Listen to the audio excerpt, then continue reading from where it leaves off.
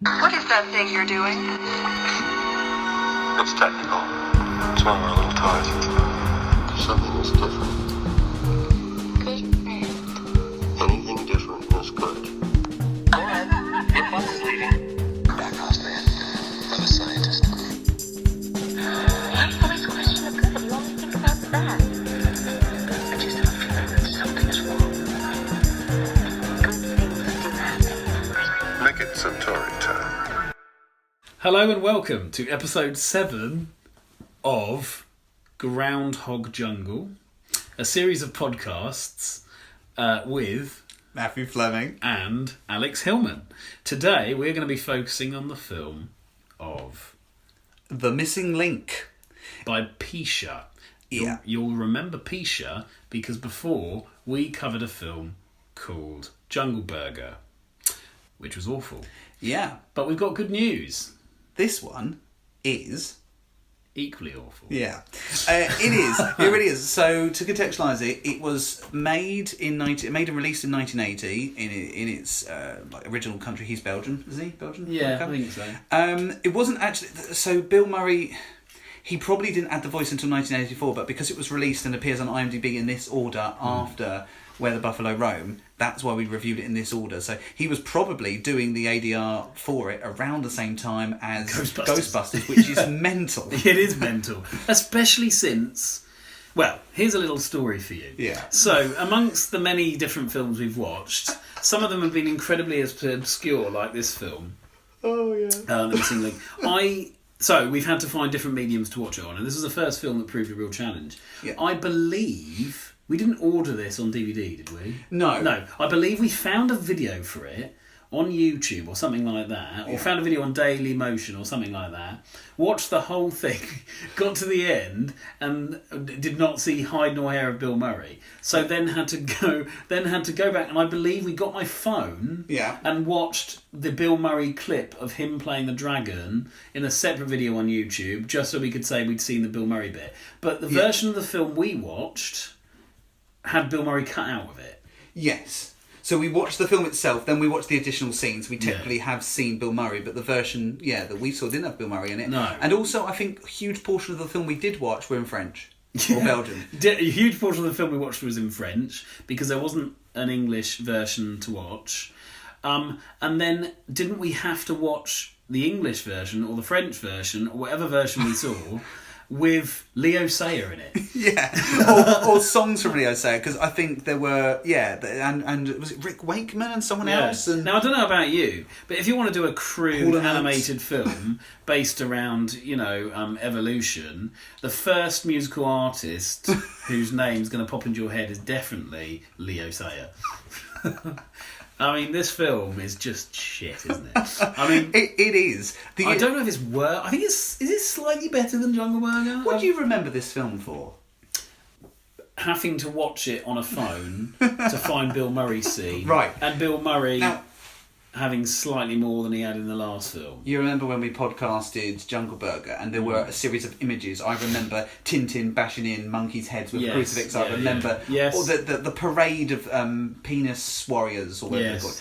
All of that. But when it comes to this film, I remember Bill Murray, but only because we had to search for it. I wouldn't if it was part of the film that we'd seen. The only thing I remember is there's a scene early on where Stewie, who is our hero, I think, he is born and he discovers... Does he discover his mum's breast? And he's fascinated by it as a thing. And then he starts... No, what happens with it? It's in my review. But that is about the level that it's at. Yeah. It's not a very good film. I do remember the animation's slightly better than it was. It is, yeah. He has to bite off his own umbilical cord, and then his mum thinks that her breast milk must be for her and sucks it out of her own breast.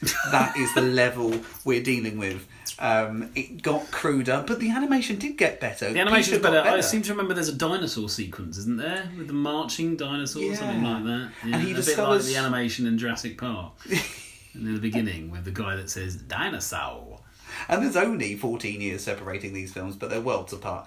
That was some quick arithmetic there. Yeah, thank you. There's no plot. I mean, there isn't. I say in the review, we think we spotted one at one point, but then we never did.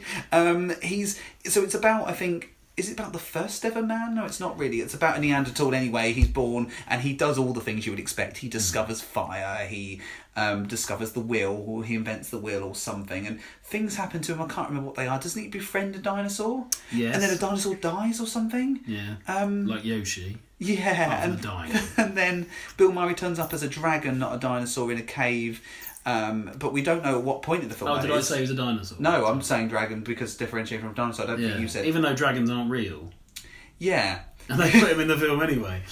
And then I don't know if Hasn't he anyone got a has ever gas sucked problem? milk at their own breast. I mean, there's a lot of Yeah, problems that's true. with this. Hasn't he got a gas problem as well? Probably. It's very body humour orientated, Yeah. isn't it? The problem I have with this, I think maybe I like Jungle Burger more. I think the problem I have with it is because no, it's okay. I think the problem is if you think about Shame of the Jungle, it's crass and it's tasteless. That's Jungle Burger, by the way. Jungle Burger, sorry. It's but it's in the 70s. Yeah. And I sort of, that's okay for me. I expect that at the 70s. The 70s is the era of Savile. It wasn't full of tasteful things. It was a disgusting era. But the 80s, I think of a little bit more sophistication. Well, the 80s, you know, it's Soft Cell, isn't it? It's Joy Division. It's, it's, I don't know, Michael Jackson in his heyday. It's Madonna. It's Lionel Richie. It's more cleaner slick. and somehow more modern. Yeah. Than the 70s. And the 80s is also more enlightened. And I always think it's weird to think that he did another film after this. Yeah, what, Picha? Yeah. Which we're never going to watch. No, I don't know. Because Bill Murray is not in that. It's called The Big Bang. Yes, that is it. Yeah. And he obviously had a bit of a fascination with the natural world as well. Yeah. Evolution. And maybe there's an academic there. Or maybe he's just an idiot. But you know, it's sometimes you see a film, it's like a comedy drama or something, and you feel like they're trying to make two films at once. I criticised John McNaughton for this in some of our Bill Murray reviews. This is what's happening here, isn't it? Picha can actually draw parts of this. There's some vision, there's some ideas, there's a nice sense that there's some lovely colour and there's lovely depth to the way the camera goes. But then he there's puts also a cock in it. Yeah, but then he loves drawing cocks. He does. And why not, obviously, but he's not a teenage boy. No. And that's who this is made for, isn't it? Yes. But again, I don't know a teenage boy who's seen it. No, and I don't think I would have enjoyed it when I was a teenage boy either. I watched Cruel Intentions when I was about 15 and was so sort of impressed by its eroticism, as of course all 15-year-old boys were, but so sort of ashamed of myself for being impressed that I returned it to a charity shop the day afterwards. And I felt a huge amount of guilt that I went back to try and buy it from a charity shop and someone had bought it. Yeah, that's a great story. On video. While we're on that subject, I specifically, bearing in mind I was a teenager, I specifically used to buy, and I mean buy, DVDs based on... Do you remember on the back of DVDs it used to have violence, some moderate... There's a Stereophonics album, Sex, Violence, Language, Other. It used to have that, didn't it, down in... So I would look at the sex thing and see how high and basically judge the level of severity. And I knew that if it had sort of moderate to more than moderate in it, I'd probably buy it. Yeah. Sometimes I bought films just because they had sex in the title. I bought Cruel Intentions 2 Manchester Prep. You know what? I bought that the other day. It's not actually a bad. Shop. But, I mean, I'm assuming it's rubbish. I haven't seen it yet, but I want to watch every film. So it's got a guy from Dawson's Creek in it, but not one of the main guys. Oh no, it's got some really random guy. But it's also got... Oh, I've forgotten her name now. What's her name? She's Amy an American. Adams? It's got Amy Adams in it. But she plays the Sarah Michelle Gellar role, and he plays the Ryan Philippe role. It is very similar to the original film, but set before it, like a prequel. Yeah. He, in it, is much nicer. But the whole way through, you're thinking, but then he becomes Ryan Philippe in the film. So, and presumably has plastic surgery, and presumably Sarah Michelle Gellar changes into Amy Adams. But there are some scenes in it which are just repeats. There's a lot of nudity in it, right? And it did satisfy, but there was no real need for me to buy it, really. And I did that with lots of films. I bought a film called Blow Dry. Because I thought that's what a blowjob was. And also it has Rachel Lee Cook in it. It also has... Yeah. Well, I'm not very good with names today. What's the name of the guy that's in Halloween H2O? Joseph Gordon-Levitt? Ah, no, not him. The main one. He's also in... Oh, Josh Hartnett. Josh Hartnett. It's got him in it as a Yorkshireman doing a Yorkshire accent. Even though they could have had any number of Yorkshire people. It's also got Alan Rickman in it. It's got a really good cast. The other day with Maggie Q in it. Yes. You know Maggie Q from Designated Survivor and lots of other things. Which is coming back. Is she? No, Designated Survivor is. I thought you said she is. No. She plays the same role in everything, but it's a good role. Yes. She was in a film called Slumber that's quite good, actually, in places. Also starring in this film, Sylvester McCoy. That's weird, isn't it? That is weird. He's had a weird career, though, hasn't He has had an odd career, He just Sylvester went McCoy. missing for about 15 years and then turned up in The Hobbit. That's what happened. And now he just plays a selection of odd roles where they give him a walking stick and they give him a cane and he's a little bit odd. And he gets paid for it. I mean, well done him. He also doesn't age. And No, he also he looks a hasn't bit aged, like Jules Holland. Did Jules Holland? He looks like Jules Holland. I suppose he does. While we're on the subject, I also... what was this film called? It's... honestly, I did this a hell of a lot. I remember buying a DVD called Virtual Sexuality. Yes, I've seen that, yeah. Where- That's you've Rachel seen Cook it? as well, isn't it? No, someone who really looks like her, but it's Oh. British. Oh, And it had. Do you remember that children's TV series called The Madhouse or something? Or not Wild House? Wild House. Yeah. With the girl in it, and her dad in it was the dad in Virtual Sexuality.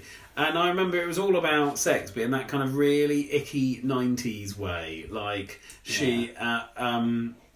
And there's like a rude kind of acronym where she's learning which gear, how to drive basically, and she remembers it with something like "I give head behind the bike shed" or something like that. And I think this is really trying to be dirty, but it's not.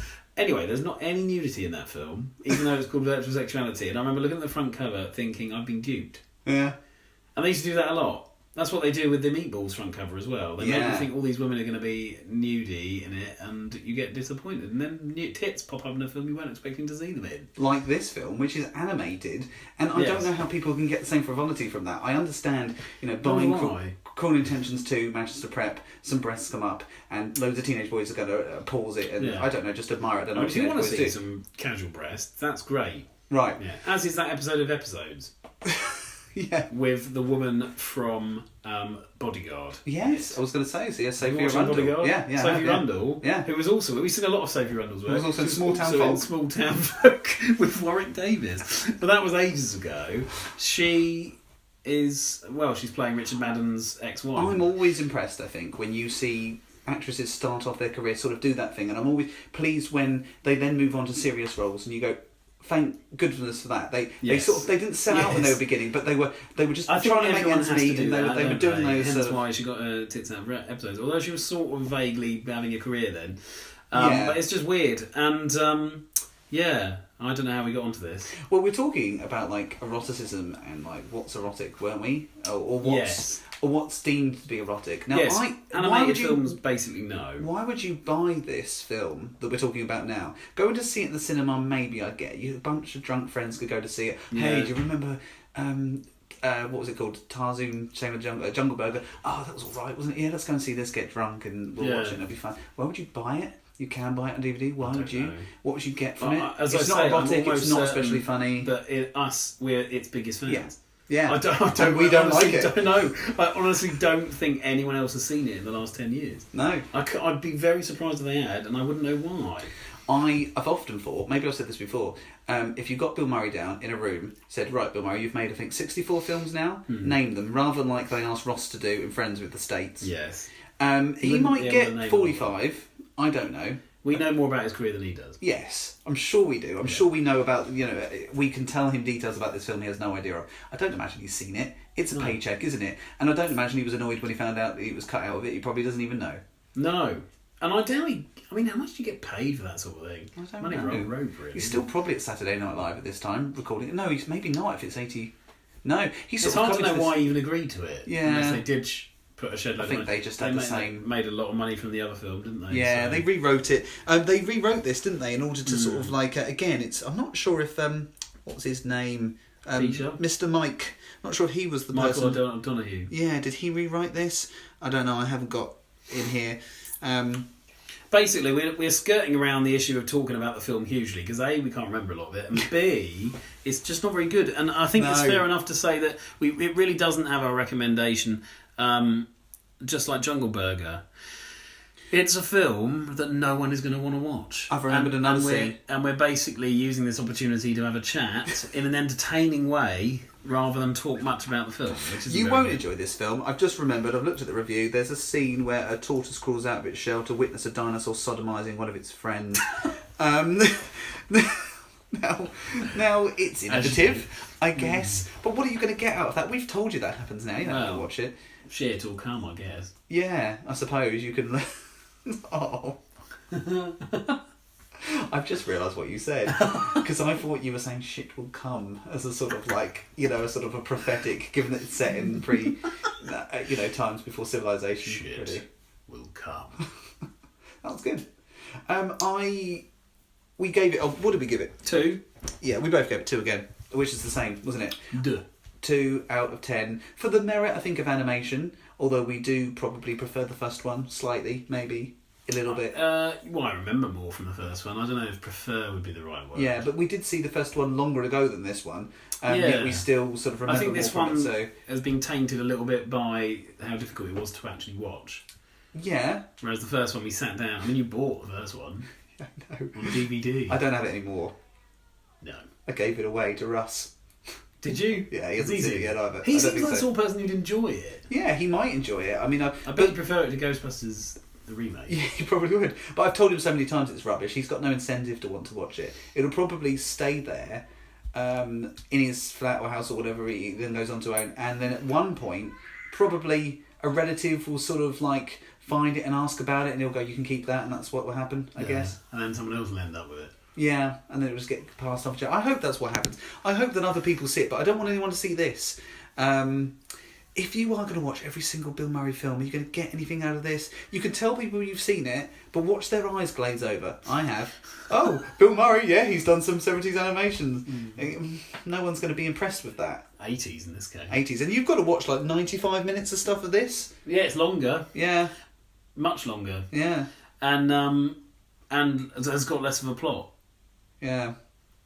I've said yeah a lot of times. I think we're running out of things to say about it. I would like to say one last thing. I think that this film is a mistake.